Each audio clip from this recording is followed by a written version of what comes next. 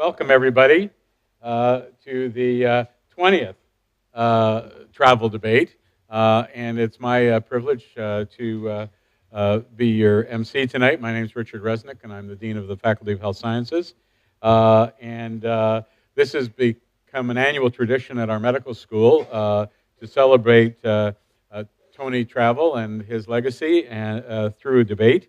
The debate now in its 20th year, as I mentioned, just keeps getting bigger and bigger. We constantly have to look for a bigger auditorium to hold everybody.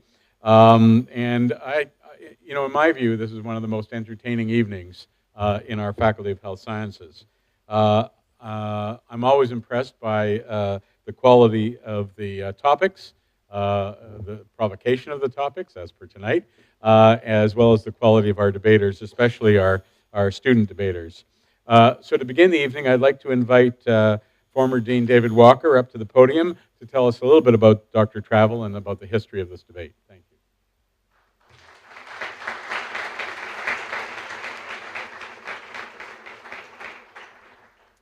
Thank you, Richard, and welcome to members of the Travill family. I'm usually asked to do this because I remember being a student of Tony Travill. There aren't many of us left, but I'm still standing, so I hope that I continue to do this for many years to come. Tony Travill was an interesting man. He served as aircrew in the RAF in World War II. He was a tail gunner, and he used to recount the stories of being a tail gunner in the war. The life expectancy of tail gunners was about 5 sorties, and he flew more than that. Following the war, he read medicine, as the English call it, at the London Hospital Medical School before emigrating to Canada in 1957. He did a residency year in Montreal and practiced family medicine in Orillia before coming to Queen's to study anatomy under the renowned Dr. John Basmajian. After 2 years at Creighton University in Omaha, Dr. Travill returned to Queen's in the Department of Anatomy in 1964, becoming professor and head from 1969 to 1978. He taught many, many generations of medical students in an inimitable fashion. I recall that he would show a slide, they really were slides then, of some histological specimen, and then challenge an individual in the class with, "What is this, and do you have one?" I admitted to owning an ovary, which I'll never forget, and decided then not to become a surgeon. Dr. Travill was a strict parliamentarian and noted published faculty historian. He was a founding member of the John Austin Society, the still thriving local History of Medicine Club. He had a passion for debate on current social, political, and educational issues. He took particular pleasure in debating from the polar opposite position of his own views.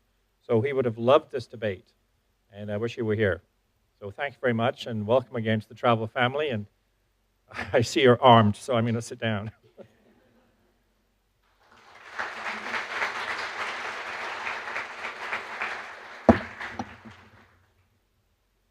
Thank you very much. I note in welcoming the Travill family that they've been here for every debate for the last, well, this will be the 20th year, and so it's a special celebration tonight, 20-year anniversary, and we're so thrilled that you're able to join us. Before I introduce the speakers, let me thank and acknowledge Chris Frank. Chris is the organizer of this event. Where's Chris? Hiding somewhere, no doubt. Chris, big hand for Chris. Thank you so much. And while we're clapping, let's also give a shout out to Michaela. Is Michaela here? Michaela did all the work.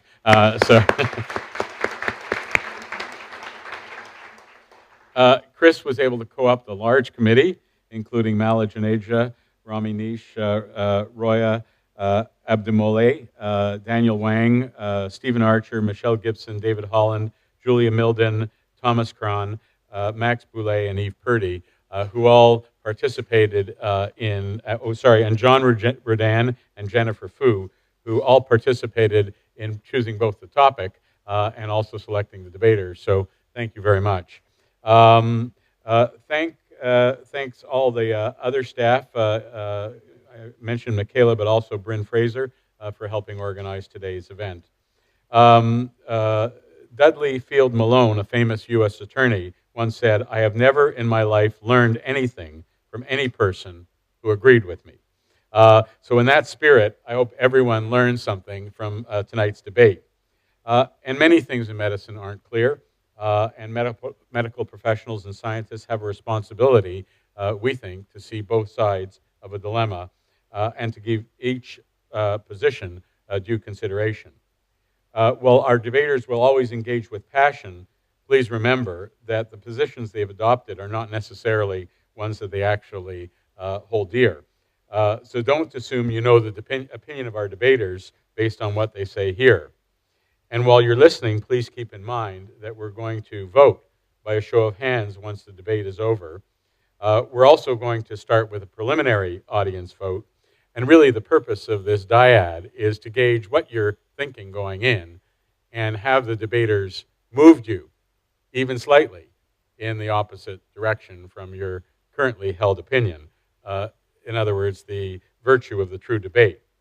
And no matter how we vote at the end of the debate, though the plaque for tonight's debate is already engraved with the names of all four debaters. It never indicates winner because, indeed, the honor is in the debate itself. And now to meet our illustrious debaters who are going to argue just a simple, benign, and not too contentious topic.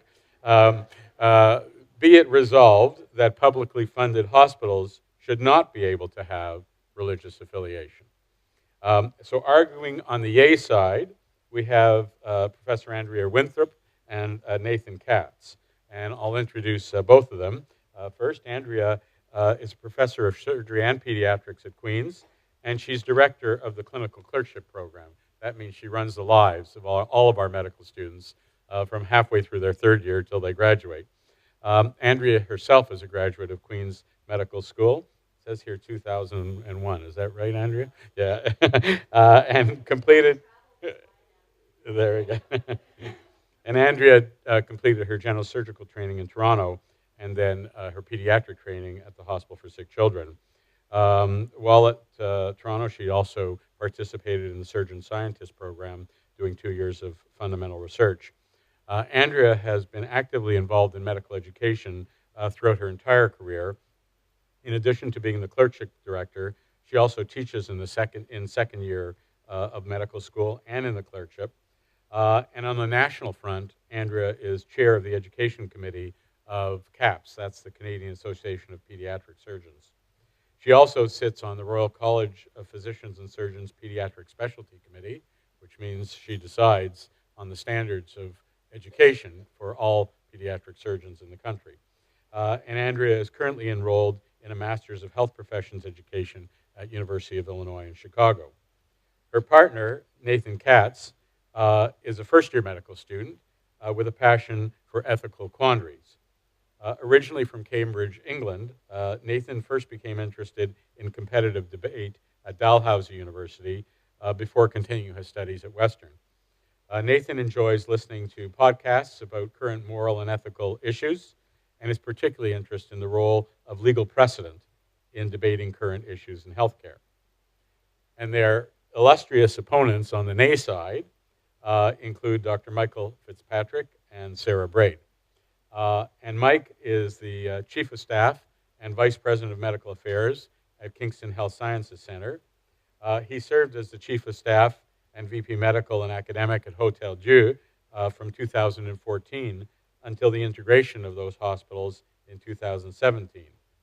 Michael is a professor in the Departments of Medicine and DBMS, Department of Biological and Molecular Sciences at Queen's, and was chair of the Respirology Division and Sleep Medicine at Queen's for 10 years until he stepped down just recently to assume a senior leadership role at the hospital. He's a respirologist and sleep medicine specialist at Queen's, and his clinical practice focuses on respiratory disorders in patients with neuromuscular disease, non-invasive ventilation, sleep medicine, and general respirology. And his research interests include upper airway physiology and in the diagnostic and management pathways for obstructive sleep apnea. And Mike's partner tonight is Sarah Braid. Sarah grew up in Toronto and is now a second-year student here at Queen's. where she previously studied English literature. Sarah is fascinated by questions of religious belief, the intersection of religion and medicine, and the role of religion in the public square. So, now for the debaters, let's go over the rules. The rules are very strict, and they are. The yay side will open with 10 minutes. The nay side will follow with 10 minutes. The process will be repeated once. Yay and nay, another 10 minutes each. At the end, each side will have 2 minutes to sum up. Our timekeepers are right there, right? Wave your hands and wave the gavel. And they're mean. And they're very mean. And they're going to be very strict with a tight time clock. And when the time is up, they'll loudly bang the Travill debate gavel to drown out the unruly debaters, who hopefully will not refuse to stop talking. A word about the gavel. It was made for our debate by Chaim Berman, who was the grandfather of Dr. Herschel Berman from the Queen's Medical School class of 1998. And it's been used purposely for this debate ever since. So now, before we begin, I just need to find the proposition. I'd like to see a show of hands who believes positively in the and affirms the statement, be it resolved that publicly funded hospitals should not be able to have religious affiliation. Who would raise their hand for that proposition? And let's see a show of hands who believes that that's not true, that publicly funded hospitals should be able to have a religious affiliation. Well, I just did a quick count. And debaters, you have a job to do on both sides. So we'll invite Professor Winthrop up for the, was that right? No, sorry, Mr. Katz. Okay, Mr. Katz up for the A team.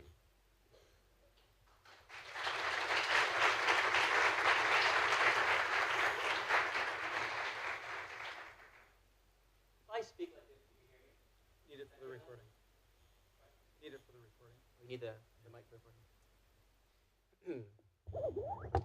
Is that a little better? Yeah, I guess. All right. Thank you, Dr. Resnick.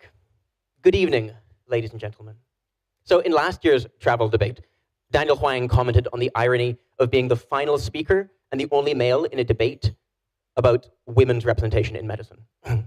This year, we have a debate on hospitals' religious affiliation, and they've selected, entirely by coincidence, 2 Catholics to debate against 2 Jews. So there should be enough guilt to go around. Today, we will be arguing that publicly funded hospitals should not be permitted to have religious affiliation. And we brought swords, because you know when words fail. I'm going to divide my arguments into 2 parts. First, I will give you legal and historical background of healthcare in Canada. And second, I'm going to talk about service accessibility. I will argue that hospitals' religious affiliation restricts access to certain services and that this is not consistent with the Canada Health Act nor with the best interests of patients. Before we begin, let's re-examine the proposition. The question we're asking is, given public funding, should hospitals be permitted to have religious affiliation? Note, this is not the same as given religious affiliation, should hospitals be permitted to have public funding. This makes sense because it's really difficult to argue for the removal of public funding from hospitals because hospitals rely about 70 to 90% on public funding. So we can't remove public funding because it'll negatively affect patients. The key take-home message here is that we're debating whether religious affiliation should be permitted, not whether public funding should be directed along religious or secular lines. Even though we're not discussing public funding or funding allocation, it's important to understand how hospitals are funded. Hospitals are predominantly private, not-for-profit organizations which receive public funds from the provincial government. What this means is that the public has a vested interest in how hospitals distribute their services. Like all publicly funded institutions, hospitals have an ethical responsibility to serve the needs of the public over and above their own agendas. So the first hospitals in Canada were actually founded in the mid-1800s by Catholic missionaries. They were charities, and they were the only source of healthcare available to those unable to pay for private doctors. This continued until after the Second World War, when provincial governments introduced universal hospital coverage. In 1965, the federal government introduced universal medical coverage, which was fully implemented by 1971. This became known as Medicare, and it was a significant source of pride for Canadians. Universal health care that's publicly funded, privately run, and free at the point of access. With the establishment of Medicare, previously charitable Catholic hospitals became publicly funded, religiously affiliated hospitals. The term religious affiliation means, in essence, Catholic affiliation. There are a few others. United Church, Seventh-day Adventist, but the vast majority of religious affiliated hospitals are Catholic. Today, there are almost 1,500 hospitals across Canada, of which about 8% are Catholic. 1984 saw the drafting of the Canada Health Act, which, among other things, established the 5 principles of Medicare, which I'm sure you're familiar with: comprehensiveness, universality, accessibility, portability, and public administration. There are 2 aspects of healthcare in Canada today that test these principles in publicly funded, religious affiliated hospitals. These are reproductive services and MAID, that is medical assistance in dying. Reproductive services such as abortion are not performed at Catholic hospitals, and this has been the state of affairs for many decades. MAID, however, is a recently legalized healthcare procedure established in 2016 with the passage of Bill C-14. The federal government has legalized MAID, but adoption by physicians and hospitals has met with a number of challenges, especially from religious affiliated hospitals declining to offer these services. Whilst a patient can request an abortion, or MAID, an individual physician has the legal right to conscientiously object to performing procedures that violate their freedom of religion. However, that physician must still provide a timely referral to a physician who will perform the procedure. Keeping in mind the principles of our publicly funded healthcare system: comprehensiveness, universality, accessibility, portability, and public administration, I'd like to introduce my second point, which is really the crux of this debate. It's one of service accessibility. No Catholic hospitals provide MAID, according to Michael Shea, president of the Catholic Health Alliance of Canada. This is problematic because the premise of our Medicare system is that publicly funded institutions should serve the needs of the public. What is the legal status of such policies? Well, religious hospitals contend that denying access to abortions and MAID is protected under Section 2 of the Canadian Charter of Rights and Freedoms, guaranteeing them freedom of religious expression, much like physicians. However, as 3 judges noted in the 2015 Supreme Court case, Loyola High School versus Quebec, an institution may only lay claim to the freedom of religion if the primary purpose of that institution is for religious purposes. So, hospitals' primary purpose is to provide healthcare, not to disseminate religious doctrine. So hospitals should not receive protection under Section 2 of the Charter.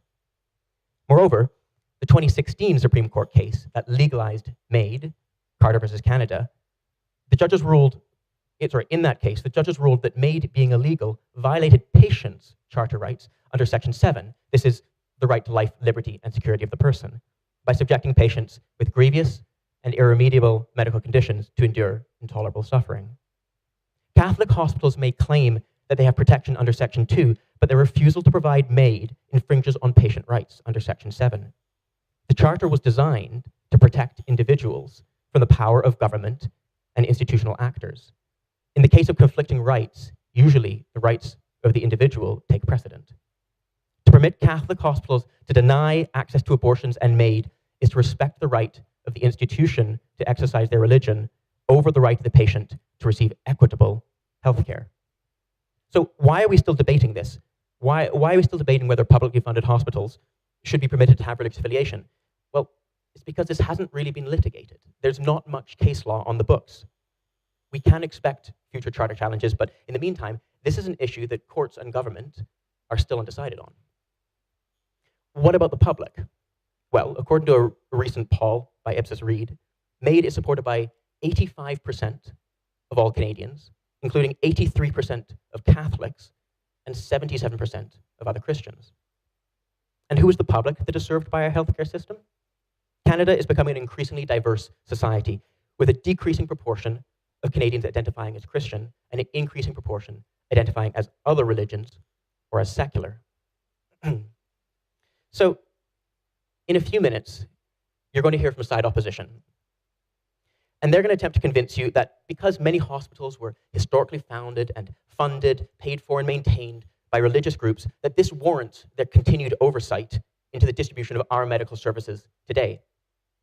They will argue that hospitals' religious affiliations reflect the pluralism of Canadian society, and they will suggest that it places an undue burden on Catholic hospitals to ensure equitable access to medical services. If patients want MAID or abortion, why don't they simply go elsewhere? For women seeking reproductive services, this may be an option. They are ambulatory and usually can seek services elsewhere. But what about MAID? Well, last week, Bob Hergott, a 72-year-old terminally ill patient with ALS, had to sign his papers requesting MAID in a bus station in the rain outside St. Joseph's Hospital in Edmonton. Why was Bob Hergott in a Catholic hospital? Because there were no spaces for him anywhere else. St. Joseph's is run by Covenant Health, an administrative board led by the Catholic bishops of Alberta. Critically, Covenant Health is in charge of 90% of the palliative care beds in the area. Incidentally, Covenant Health is also 88% funded by the public purse. Of course, Covenant Health does not permit MAID on their premises. This same hospital boasts in their mission statement of a 150-year tradition of serving with compassion and upholding the sacredness of life in all of its life stages. I'd like to know what kind of life stage it is when a patient is entirely paralyzed, in intolerable suffering and begging for death, and what possible justification there could be for a hospital to supersede the autonomy of the patient and fail to facilitate their wishes when they are so utterly vulnerable. Appeals to emotion aside, the key take-home message is that currently many patients don't decide where they receive their treatment. That being the case, I find it ethically untenable that hospital policies adhering to religious doctrine should subject a patient to this kind of suffering. Spirituality has a role in healthcare. Doctrine does not. We should not forget the historic contributions of religious groups, but we must recognize that only secular administration upholds the rights of patients to universal accessibility. For these reasons, the motion must stand. Thank you very much.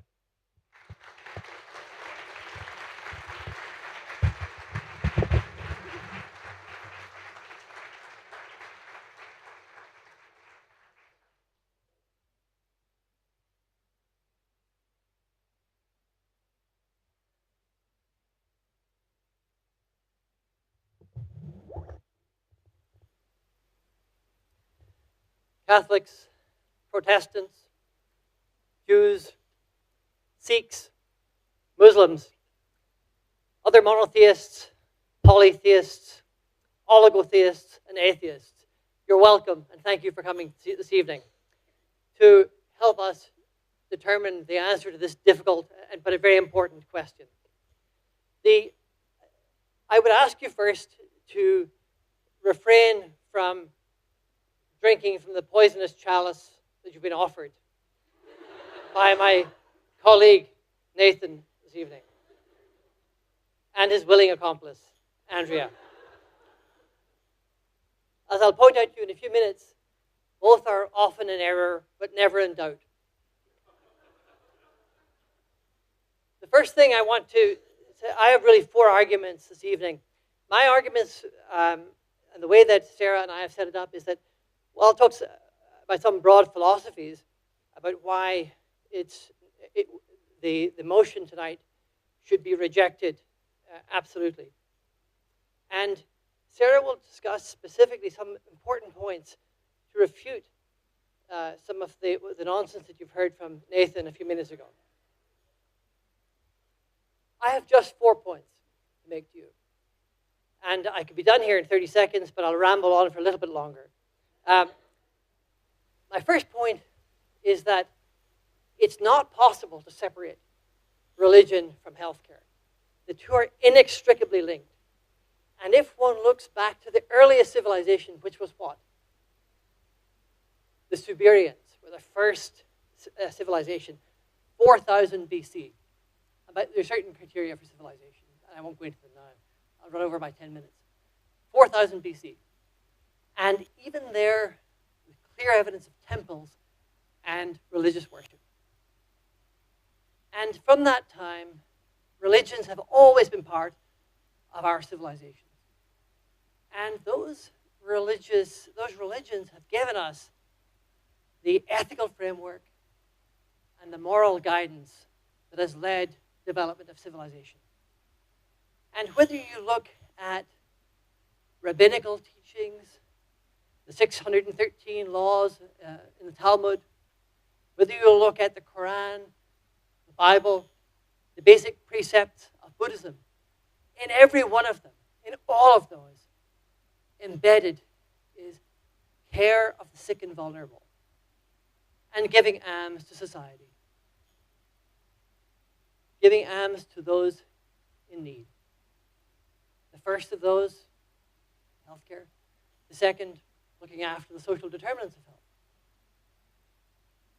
As Einstein said, science without religion is lame, and religion without science is blind. The two are inextricably linked. My second point is that here in Canada, religion and healthcare are inextricably linked. And when Nate erroneously mentioned something about the first hospital being built in the 1800s or something, he was quite incorrect. The first hospital built in North America was built in Quebec City by three Augustinian nuns, one of whom is currently beatified, the Hotel Dieu de Quebec, 1639. Jean Mance arrived in 1642 and set up the city of Montreal. And 3 years later, opened the Hotel Dieu Hospital in Montreal, the religious hospitals of Montreal. Now, contrary to what Nate just told you, deliberately misleading you, he omitted to tell you about the role of Judaism in healthcare. The Jewish General Hospital in Montreal opened its doors in 1934. And for everybody, for anybody who wanted to go there, regardless of breed, seed, creed, or color. And in fact, not only is it not Catholics, but Protestants opened a hospital in Montreal, the Protestant Hospital for the Insane, opened in 1881. In Toronto, the Hebrew Maternity and Convalescent Home opened in 1923, and 1 year later became the Mount Sinai Hospital. It only moved to its current site in 1953. But all of these hospitals have one thing in common: tremendous legacy of vocation and altruism.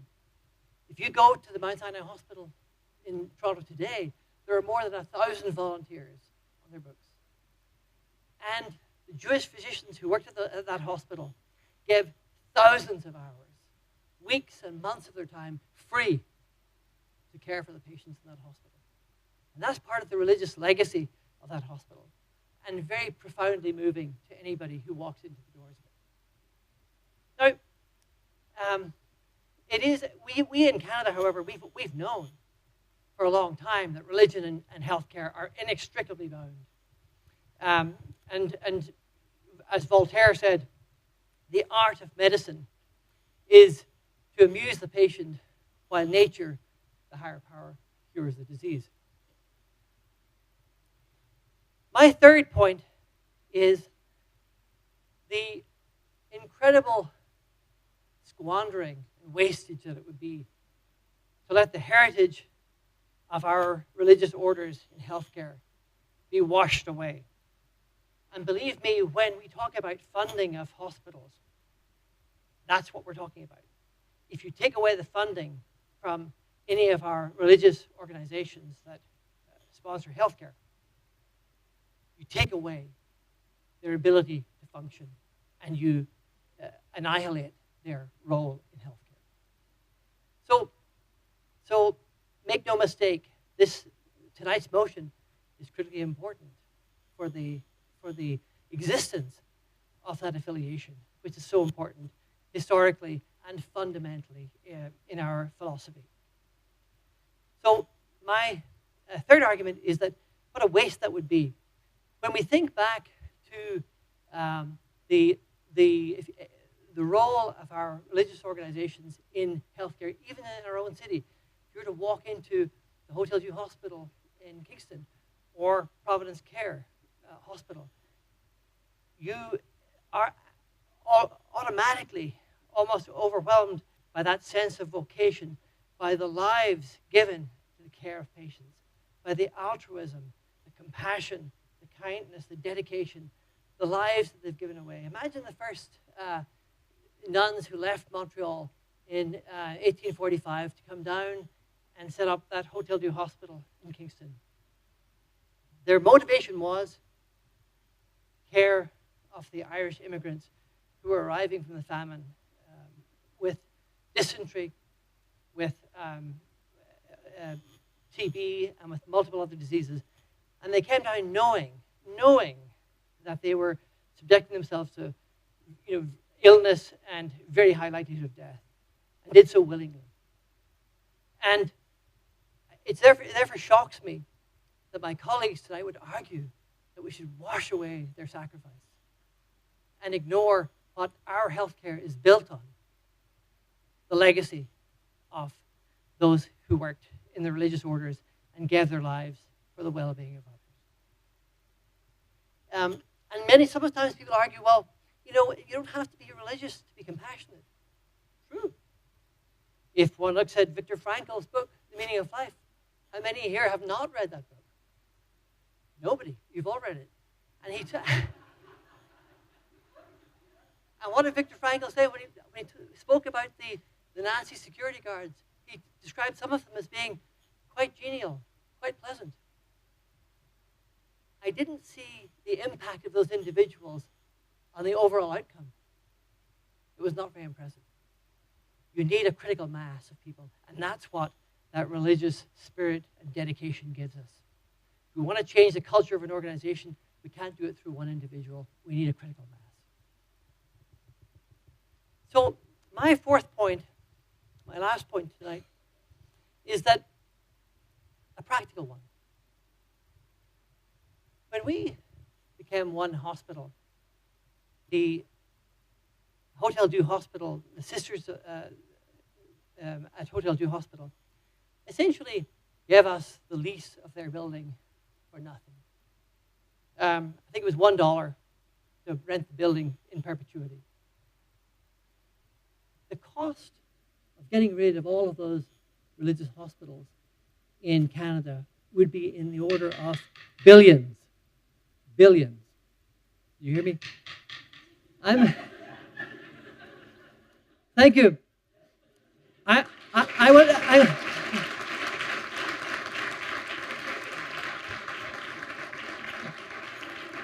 Thank you. I'm almost done. I just wanted to leave you.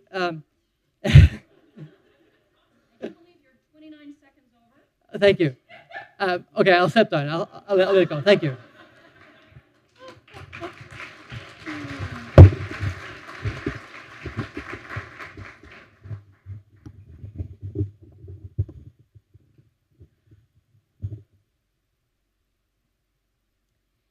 The World Health Organization defines 4 dimensions of health: physical, social, mental, and spiritual.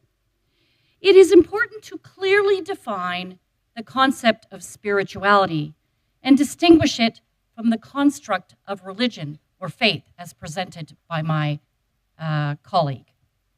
Webster's dictionary defines religion as a set or institutionalized system of religious attitudes, beliefs, and practices. These are doctrines or religious dogma. They have an organizational and communal dimension. In contrast to religion, spirituality is an individual, subjective experience associated with the deepest values and meanings by which people live. It is usually in the context outside of organized religious institutions and associated with social, philosophical, and political views.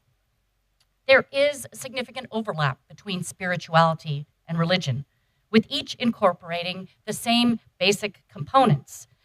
However, think of spirituality as the experiences of the individual, while religion is the communal, or social construct.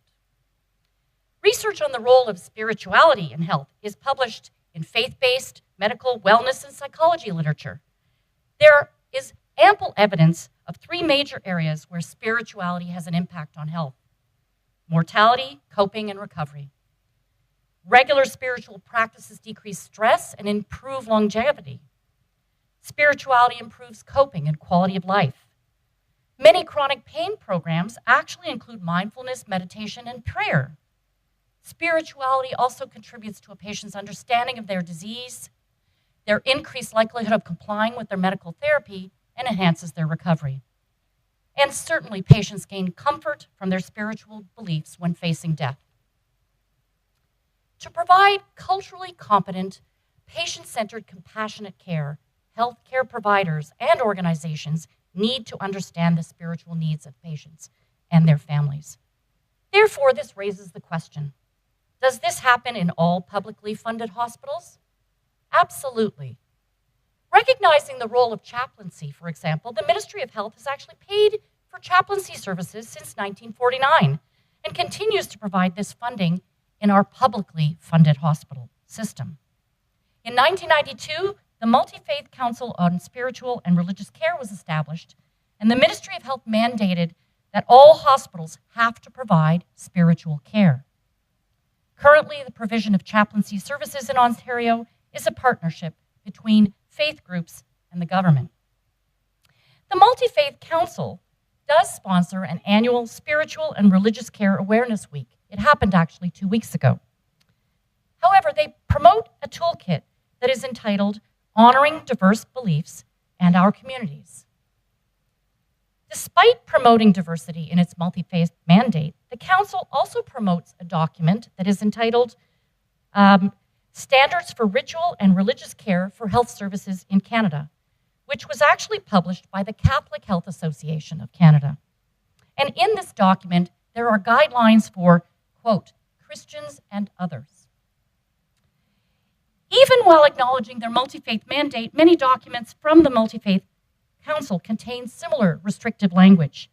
Christians with accommodation of others. In fact, the mission statements of many religiously affiliated hospitals promote this, giving the perception that the other faiths are guests in these publicly funded hospitals. This unusual acceptance of diversity exists in many hospitals that are Catholically affiliated or otherwise religiously affiliated, such as the Kingston Hotel Dieu site and Providence Care. As with many Catholic hospitals, Hotel Dieu proudly displays its Catholic history, Christian values, and symbols, but it also publicly advertises its spiritual care services as being open to all other groups. Its mission statement, however, begins, quote, the mission of Hotel Dieu, rooted in the gospel of Jesus Christ, is to make visible the compassionate, healing presence of God to all persons. Like many other Catholically affiliated hospitals, Hotel Dieu offers a chapel and a separate multi-faith center, indicating that both sacred spaces are open to everyone seeking a place of meditation and prayer. This process may appear progressive in that it shows that these hospitals are actually thinking about how to deal with the spiritual needs of others. Many religiously affiliated institutions appear to be genuinely attempting to accommodate other faith groups, but from within a position of their institutional power and therefore protecting their own beliefs. It should be noted that Hotel Dieu documents further elaborate, quote, while the mission of the sisters remains the touchstone of all that we do at Hotel Dieu, formal sponsorship of the hospital now rests with Catholic Health International, whose mission is to ensure the presence of Catholic values in its member corporations. And by the way, Dr. Fitzpatrick, the Jewish General in Montreal and Mount Sinai in Toronto were established because Jewish doctors could not get jobs at other hospitals, and neither of those hospitals have overt religious affiliation. You may ask,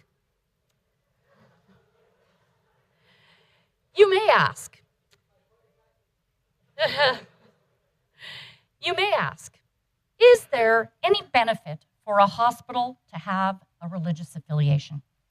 My colleague pointed out that this may be a benefit with respect to philanthropy. Currently in Canada, healthcare institutions are already the second largest beneficiary of donations, and that includes all healthcare institutions as a group.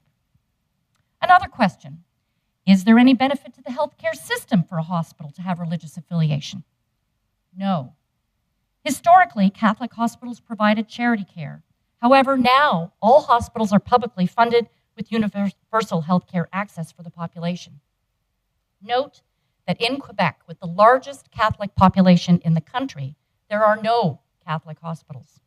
It should also be noted that with the Ontario Hospital Restructuring Commission in the 90s, there was a closure of 43 hospitals with amalgamation, and at that time, many religiously affiliated administrations became secular. This benefited the healthcare system because it eliminated the extra layer of bureaucracy, and this pattern of secularization has occurred in other provinces. And does religious affiliation benefit patients? Advocates of Catholic healthcare suggest that it provides a special ethos with respect to compassionate care, emphasizing those who are neglected, and that it therefore is worth preserving. Health policy experts have a more dispassionate view of the alleged superiority of Catholic administered care. Do Catholic hospitals provide more holistic, compassionate care? This has never been demonstrated in any research. Further, such compassionate care takes place every day in the secular system. Spiritual care and patient-centered compassionate care is the mandate of all publicly funded hospitals. It is part of the central tenets of the hospital mission and value statements of both Hotel Dieu and Kingston General Hospital.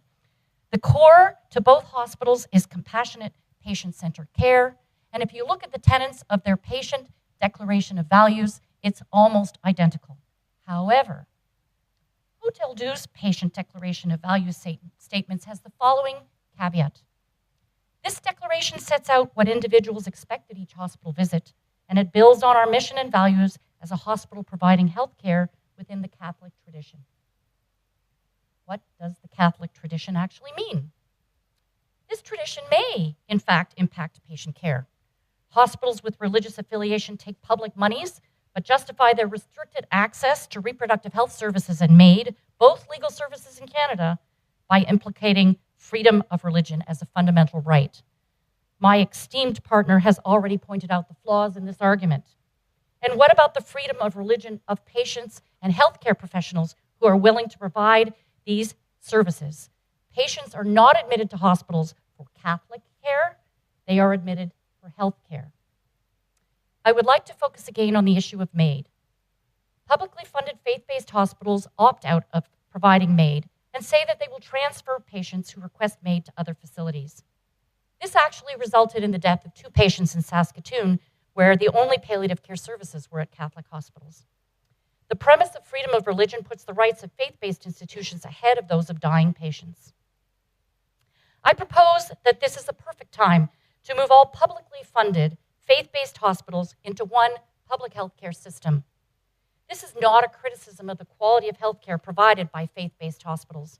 They provide excellent care.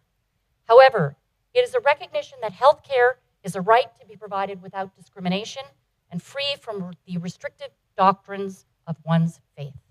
Thank you.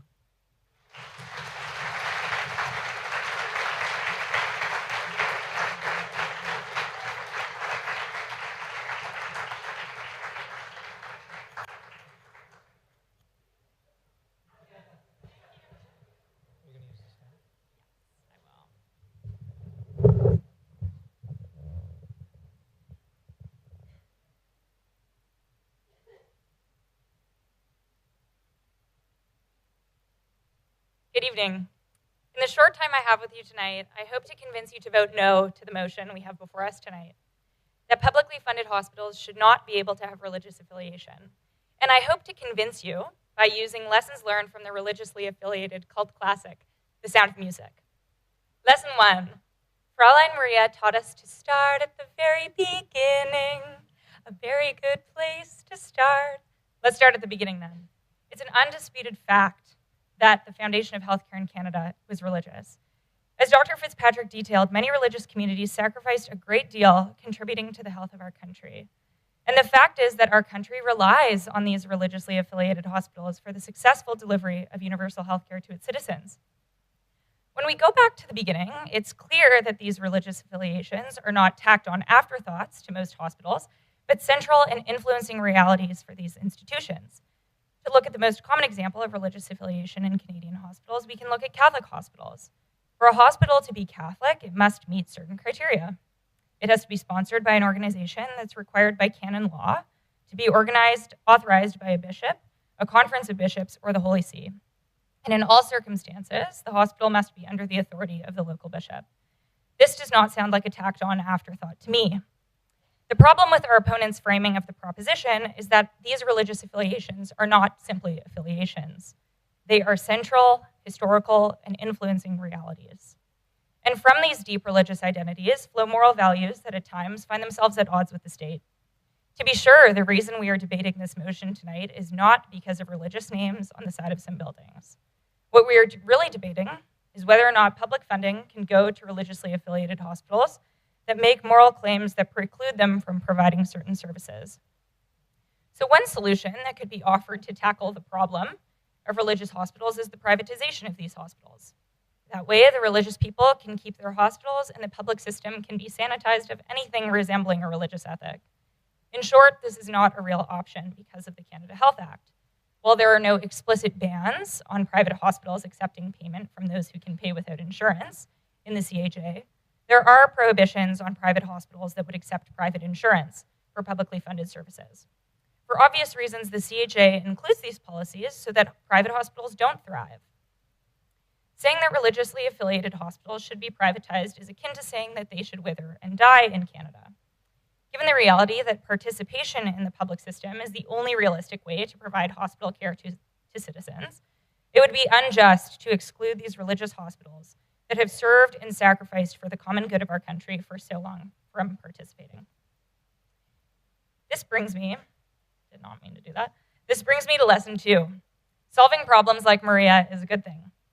While some nuns in the convent were busy putting Maria's many flaws to music, they were missing out on her ingenious problem-solving abilities.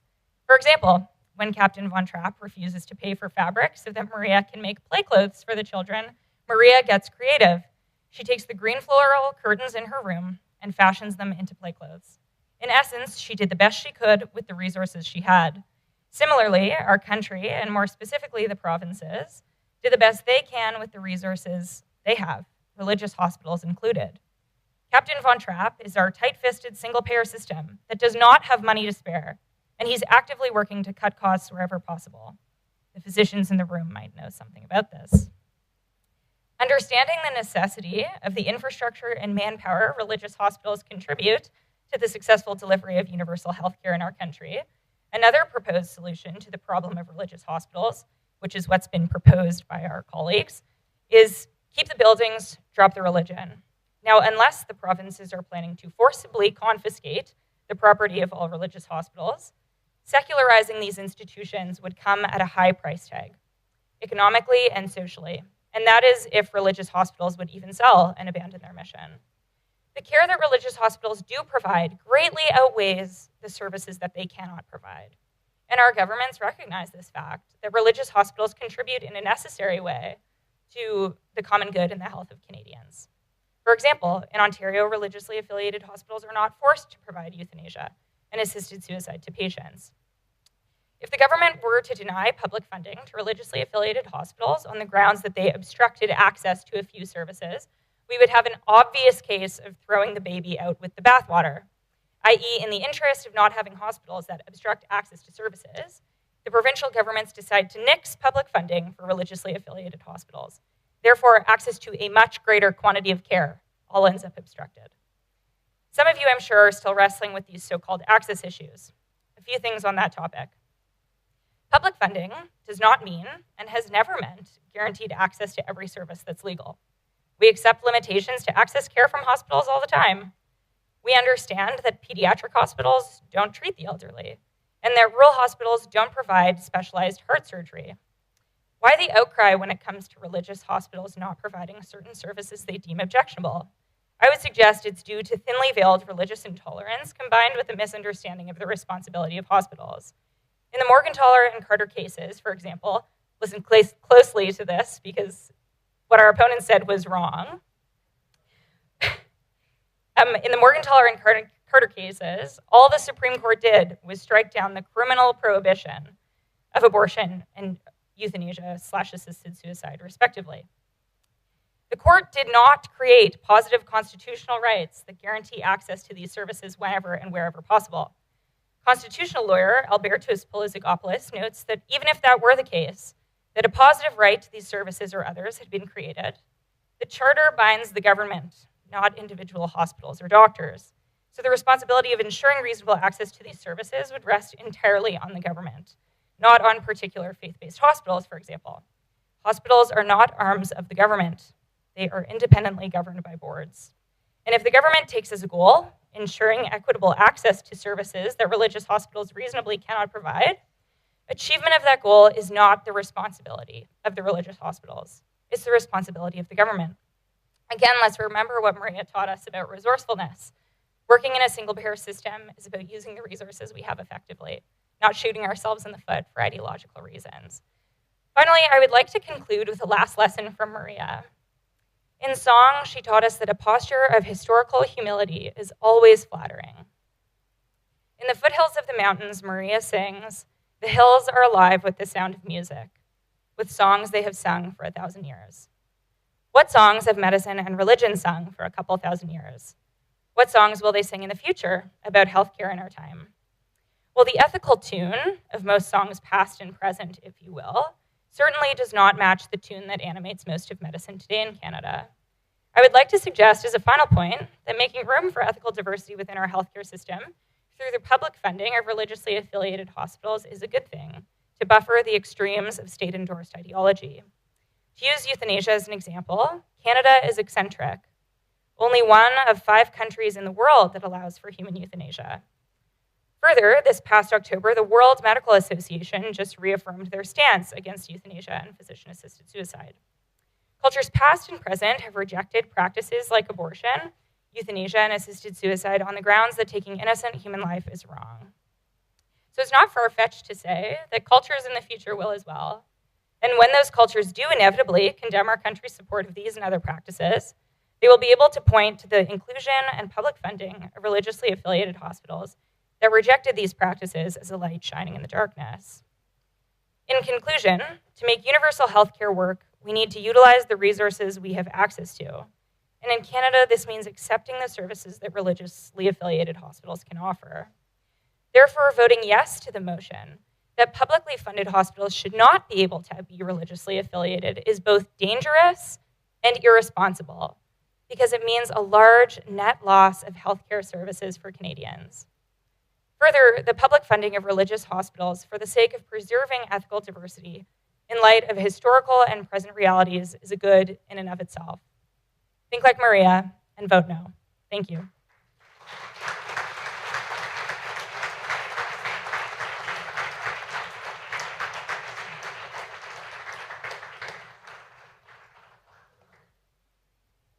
As I've only got 2 minutes, I'm going to have to go through this relatively quickly, and it's going to be mostly rebuttal. So let's deal with these points you've heard from side opposition here.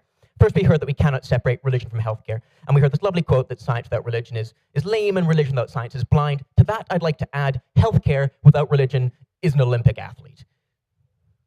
It's doing very well. It's on the rise. We've seen an increase in secular hospitals over the last 30 years, 40 years, as my colleague has said to you. Secondly, we heard this point from Dr. Fitzpatrick, the religious funding, if we remove that, that's going to hobble hospitals. Well, as I pointed out, hospitals are predominantly funded by public money. Very little religious funding goes towards hospitals. So I think that point is going to fall by the side.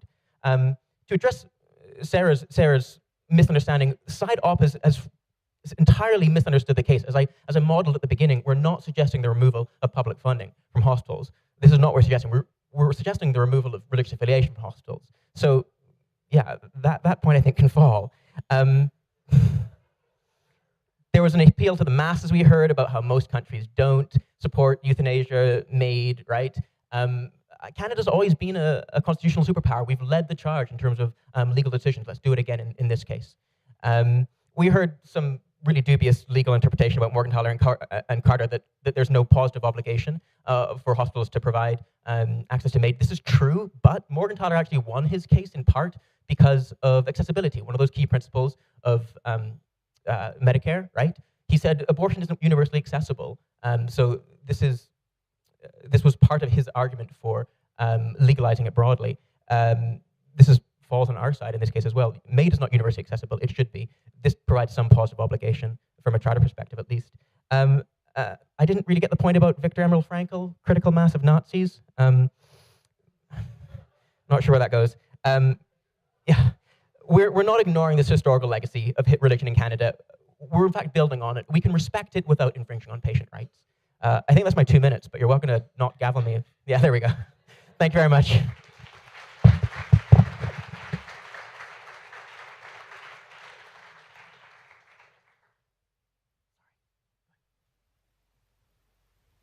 Okay, so here are a few of my favorite things I hope you remember from tonight.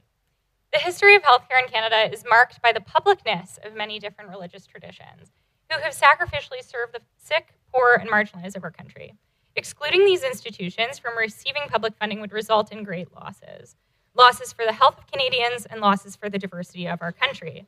Now, to address some of our opponents' points, first, while the stories of patient transfers and signing MAID requests in bus shelters provoke an emotional response, they certainly do not lead us to the conclusion that defunding religiously affiliated hospitals is the answer. The fact remains, public funding does not mean and has never meant guaranteed access to every service that's legal, and defunding religious hospitals would result in a large net loss of access to all kinds of necessary healthcare services for many communities. Second, our opponents claim that the Carter case guarantees patient access to euthanasia and assisted suicide. That is patently false. The Carter case merely ruled that the criminal prohibition of euthanasia and assisted suicide violated the patient's rights.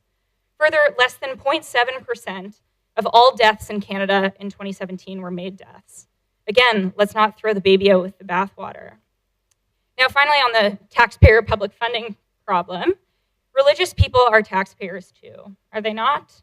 And for public funding to reflect diversity of our country, it can, of course, include the public funding of religious hospitals.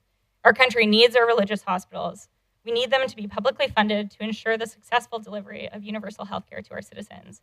And finally, many religious traditions have long known that the answer to human suffering is not murder in its many forms, but love, and love that costs.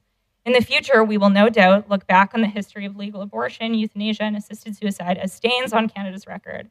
Perhaps we will also look back relieved that there were some hospitals that did not provide these services and that the government had the historical humility not to deny them public funding. For these reasons, I entreat you to vote no to the motion. Thank you.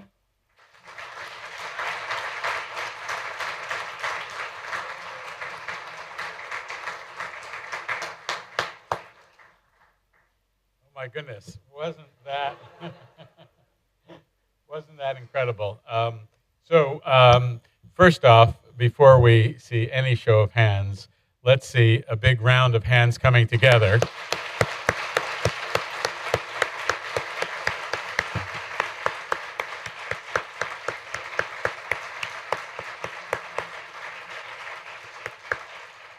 You know, the last 8 debates I've seen were fabulous, but this one was awesome. It was just great. Now, if you're like me, you were moved, you kept moving both sides, right? So both sets of debaters did a fabulous job of moving our opinions slightly or even a lot. But now, and you can only vote once, so if you believe that Nathan and Andrea moved you a bit more than the other two, let's see a show of hands for the yay side, that be it resolved that publicly funded hospitals should not be able to have religious affiliation. A show of hands. Okay, and now let's see a show of hands for those of you who were moved by the nay side, Dr. Fitzpatrick and Sarah Braid. Thank you. As I said, we have 4 winners of this debate. That's now official. We thank the audience for their participation. We thank the Travills for coming here for the 20th time to celebrate. And we thank the organizers for giving us a fabulous thing. And most of all, we thank our 4 debaters.